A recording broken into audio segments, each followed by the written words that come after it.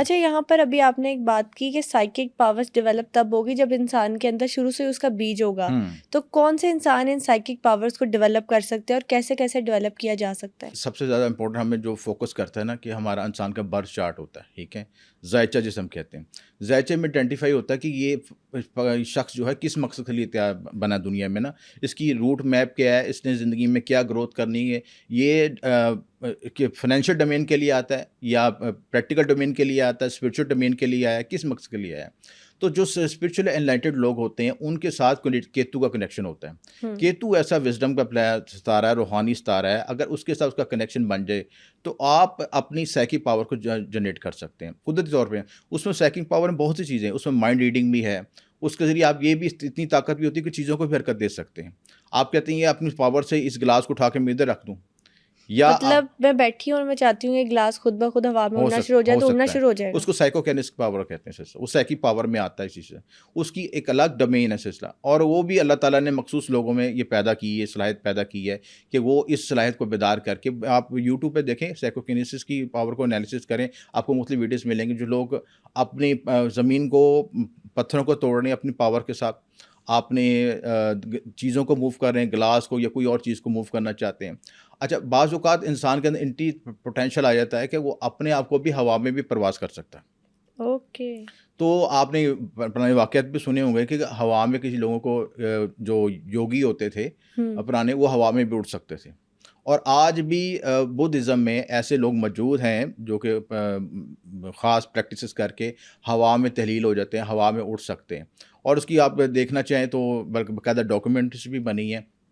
آپ نیشنل جغرافی پہ دیکھ سکتے ہیں، دوسرے بڑی BBC لیول پہ اس کی ڈاکومنٹریز بنی ہے. اور اس میں ایک شخص کو ہوا میں معلق کرتے دیکھا گیا سلسلہ. اور وہ وجہ کیا ہے کہ اپنے اٹینشن اور اپنے سائیکک پاور کے ذریعے وہ شخص ہوا میں پرواز کر سکتا ہے.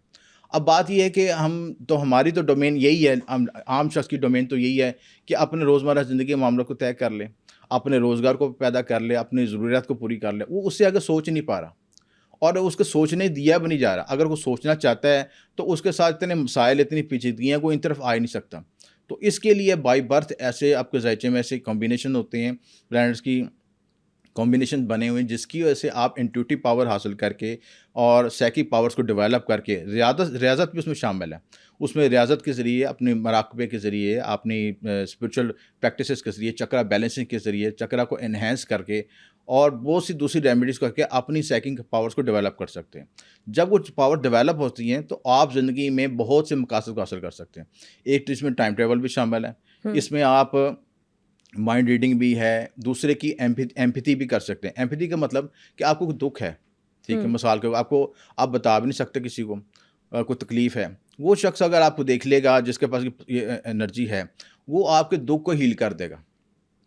آپ کو پتہ بھی نہیں چلے گا، ٹھیک ہے، کہ آپ کے اندر جو ایسی انرجی سے، آپ کو کہتے ہیں نگاہ مرشد سے بدل جلتی زندگی سے، وہ نگاہ مرشد یہی ہوتی ہے.